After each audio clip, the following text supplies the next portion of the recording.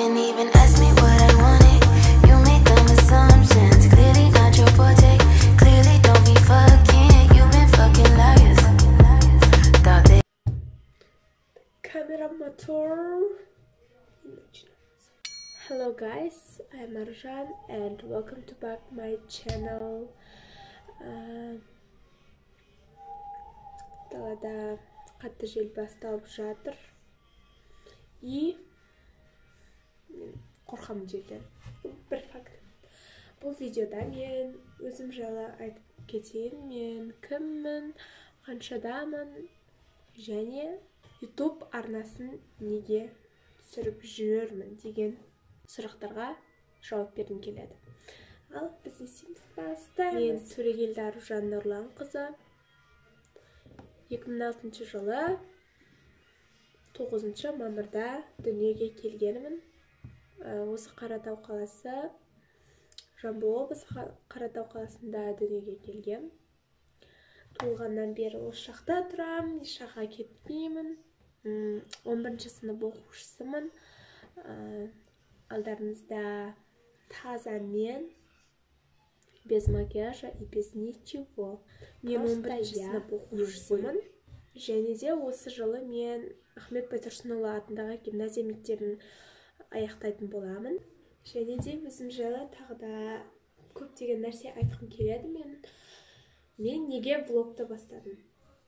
Мен кішкентай кезімнен бері YouTube'қа видео түсірген, YouTube'қа емес, просто так видео түсірген ұнайтын. Мен қаншасыншы 5-ші или 6-ші классқа дейін кукла ойнадым. Жасырмаймын. Кукла ойнадым, неше түрлі куклаларым болды осы уақытқа дейін. И мен всегда мынадай үйдің бұрыштарына куклаларға үй соғатын, неше түрлі пәле-батырлардың бәрін алып, сол жерде куклаға ойыншық соғып, сөйтіп сол жерде мен әпкем ноутбукі болған. Әйтеуір видео түсіретін нәрсе бар болса, бұл куклаларын түсіретін, соларға киім тігетін, солардың барлығын түсіріп қоя бердім, бірақ ешқаққа салмаймын. Қазір қарап отырсам, күлкім келеді оған. Содан қызығушылық болды. Одан кейін мен YouTube'дан неше түрлі блогерлерді көрем. Американский блогерлер бар ғой, который study vlog, day with me деген сияқты. Сондайларға қызықтым. Содан менде осы 2022 жылда көктемде идея келді. YouTube каналын не үшін ашпасқа деп. Сөйтіп алғашқы видео түсірдім. Конечно, ең біріншісінде тәжірибе еш нәрсе болмайды. И менде әлі де тәжірибе бар деп айта алмаймын. Ол уақыт өте келе үйренетініме сенем. YouTube'да дұрыстап тұрып қолға алуға. Ар жаққа бара лишка. Ескі жап. Осылай YouTube'да қолға алатынына сенем. Бұл әлішка. Мен отбасында 7 адамбыз өзіміз. Мен папам дүниеден өткен. И қазір 7 болып қалдық. Мен не жақсы көрем? Мен бәрін жақсы көрем. Мен ет жеймін, бірақ ет окорочка жейм, балық жейм. Ал қойдың, сиырдың, жылқының етін мүлдем жоқ. Білмеймін, кішкентай кезімде әйтеуір ұшынып қалдым ба, жегім келмейді вообще етті. Таңғалады бәрі. Қинайды, же дейді. Но я не хочу есть мясо. Мен неше түрлі нәрселерді жапсырып салғанды жақсы көрем. И менде мына жақта қазір көрсетем, дуалдарға суреттер жапсырып салғам. Мен сурет салғанды өзім баяғыдан жақсы көрем. И ол кішкентай кезімізден мүмкін тұқым қуалаушылық барлығы біздің осы мама жақтан да, папа жақтан да барлығы суретті жақсы салады. И содан мен де бірағандай жануар деген сияқтыларды не люблю, но я люблю что? I like адамдардың келбетін салғанды. Pinterest'тен қарап салам, басқа жақтан қарап салам, әйтеуір сурет салған ұнайды. И мен соңғы кездері осыдан 2022 жылы негізі бастадым мен. Кәдімгідей дамуды ораза кезінде бастадым, иә. И сол кезден вот Аружан қой, тастап, өз-өзіммен айналыс дедім. Ең бірінші кітабым оқыған менің саморазвитие жайлы, ол магия утра болды, Хэл Эллерттің. И мен таңғы 5-те тұрдым. Сол кітапты оқып жүріп, соның практикасын мен жасап жүрдім. И жайлап менде мотивация орнады. Алдыға деген мақсатты қалай қою жайлы, медитация деген не, вообще не істеу керек, өзімді қалай жақсы көру керек деген сияқтыларды мен сол кітаптан үйрендім, ең бірінші. Одан кейін TikTok-тан қарадым неше түрлі заттар, YouTube-тан, сөйтіп мен қызығушылығым арта бастады. Осылай мен өз-өзімді дамыту жолында жүріп келе жатырмын әлі күнге дейін. Мұрным бітеліп жатыр. Мүмкін ауырайын деп жатырмын, I don't know. Қазір түнгі 11 болды, негізі ұйықтау керек. Но менде YouTube-ға видео түсірмегелі көп болды. Достар менде память қалып жатыр. И содан позаларым өзгеріп кетіп жатқан шығар, но это меня не беспокоит. Yes. Вообще адамдармен онша қатты араласпайтын, тек өзім ортамда. Өзім ортам дегенде туысқандарда, өзімнің сол ортамда ғана өзімнің шынайы келбетімді көрсете алатын. Ал онша танымайтын, онша даже класстастарымның көзінше мен онша араласпайтын, үндемей өзімен өзі жүретін қызбын. Осы 9-шы класстың сонында мен жайлап адамдармен араласа бастадым. Потом уақыт өте келе қайтадан қазір мысалға 11-ші класста мен көп адамдармен араласа бермеймін. Потому что білем кіммен араласу керек, кіммен араласпау керек екендігін.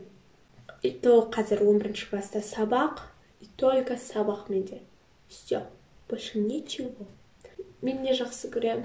Мен ет жемегендіктен етсіз тамақтарды жақсы көрем. Одан кейін мен кислый нәрселерді жақсы көрем. Кисло-сладкий нәрселерді, жаңағыдай радуга бар, сондайларды жақсы көрем. Мен кітап оқығанды жақсы көрем. Кітап, ол қандай кітап? Ол художественный кітаптар.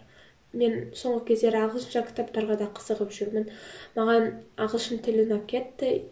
Қанша қатысып жүрдім, осы уақытқа дейін ағылшынға. Но осы 11-ші класста ғана мен түсіндім ағылшын не екенін және оны қалай қолданысқа енгізетін. Мен өзім жақсы көрем. И все.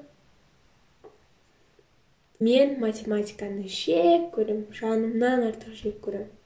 Естеп шығарған мүлдем ұнамайды. Баяғыдан ағам түсіндіреді деп, түсіндім. Ертесіне барамда түк түсінбеймін. Мектепте де солай. Бүгін сабақ түсіндірді, соны шығарам есептерін. Но ертесіне тупой болып отырам. Мен андай пәле-батырларды жақсы көрем. Хақы-шүкірлерді. Мен андай нәрселерді жақсы көрем. Түрлі түсті ручканы жақсы көрем. Надо қалын дәптерлерді, потом дневник, ежедневник, дневник благодарности, саморазвитиеға байланысты заттардың барлығын мен жақсы көрем. Бәрін сатып алғым келеді. Суретке қатысты нәрселердің бәрін сатып алғым келеді. Мен осы уақытқа дейін комплексовала за мою внешность и фигурама. Комплекстерім болды, но мен қазір өзімді толықтай қабылдадым деп айтамайым. Но мен қабылдай білдім өзімді, жақсы көре білдім өзімді. И міне сіздердің алдарыңызда мен без макияжа отырмын, даже прыщing көрініп отыр. Но мен сүйкімді оқитым, бетіме қызыл бір нәрсе шықса негізі. Өзім денемді жақсы көріп кеттім. Ең бастысы өзімді жақсы көр. И басқа ешкімге мән берме. Ел айта береді, бір нәрсе сен деп жатсың ба? Сразу сен мені андай келеді. Мынау не дейді? Мынандай болсашы деген ойлар келеді. Но это ол сенің миындағы нәрсе. Басқа ешкім өйтіп ойлап тұрған жоқ негізі. но сен ойлап тұрсың, и сен өз қорқынышты өзің баса алмай жатсың. Воскресенье күндері маған андай тиктокқа че ты лежишь, анау деген сияқты нәрселер шығып кетеді да, потом менде мотивация оянады. Бірақ мотивация мәңгілік емес сенмен. Мотивация бүгін бар, ертең жоқ, но сенде цель болу керек. Цель болу үшін не істеу керек? Сен өзің целіңді құру керек. Цель ол сенің қалайтын нәрсеңнен пайда болады. Мысалға, менде цель ол ұбт тапсырып, қалаған вузыма грантқа түсу. Соны мысалға мен цель қылам. Күнделікті мен күнде таңертең мен жаңа параққа өзімнің кем дегенде 10 целімді жазып отырам. Күнде. И соған пока что менде практика болып жатыр, ол орындалмай ма, оны ұбт-да білеміз. Вообще, мен не үшін ондай әңгіме айтып кеттім, мен вообще өзім жайлы айтайын деп жатыр едім. Өзім жайлы бір факт, мен тыныштықтан қорқамын. Слишком қатты тыныштықтан. Білмеймін, ұйықтай алмаймын ондай кезде. Сол түнде ғой, түндегі тыныштықтан қорқамын. Все. Қараңғыдан қорқамын. Мен билегенді жақсы көрем, мен караоке айтқанды жақсы көрем. Мен күнде азаннан кешке шейін үйдің тірлігін істеймін. Маманы күнде демалдыртып қоям. Мама енді бізді азанда мектепке шығарып салғаннан кейін енді ұйықтайды. Одан кейін мен сабақтан келіп үйді жинаймын. Бір-екі күн шығар? Үйді жинаймын. Өтірікші. Даже ұйықтауға уақыт жоқ қой. Масқара.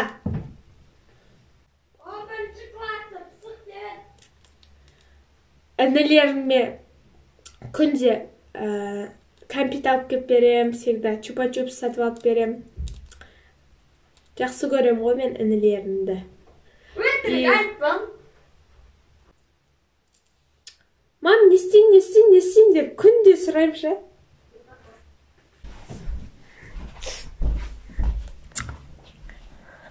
Я, мам? Күнде не істейін? Өтірік айтпашы. Анашым, массаж жасап берейін ба? Ой, ба. А? Массаж жасап берейін ба? Сөйлеші. Мазыр. Сол достарына мамалардың комнатасына келдім. Бүгінгі влогты аяқтай салайын. Влог демеші, блог. Влог. Бүгінгі блогымды аяқтай салайын. Өзімнің күнделікті күнімді айта салайын. Ең бірінші ыдыс жуамын. Тоқташ. Азанда мен 5:30-да тұрам. Өзімнің рутиналарымды жасаймын да. Таңғы ас әзірлеймін. Күнде панкейк қой. Ой, бай. Күнде панкейк. Мен тәтті пісіргенді жақсы көрем. Не күлесің?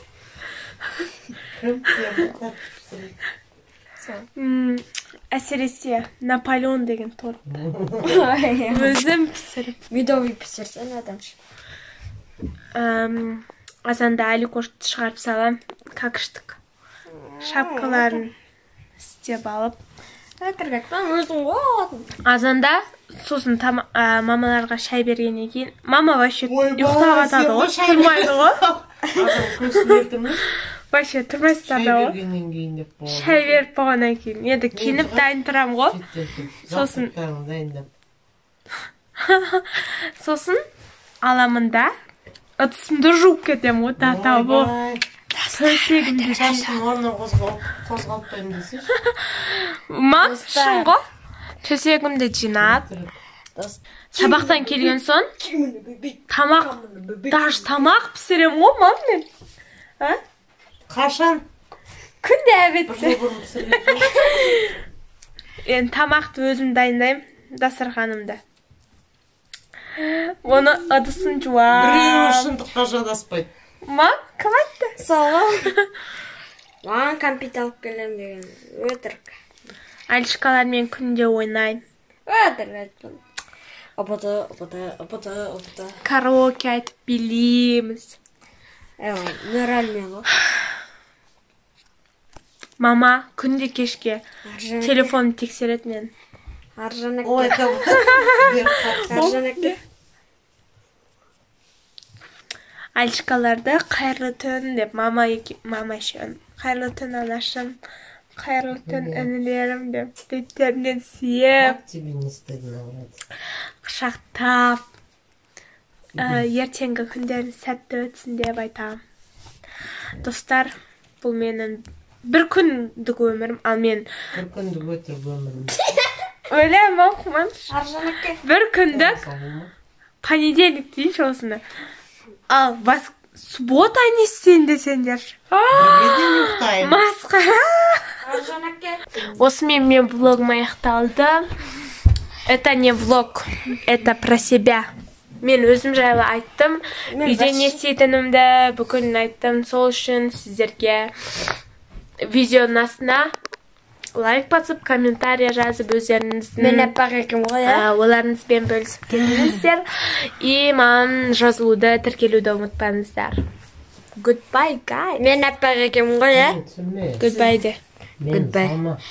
Мен аппақ екем ғой, Goodbye.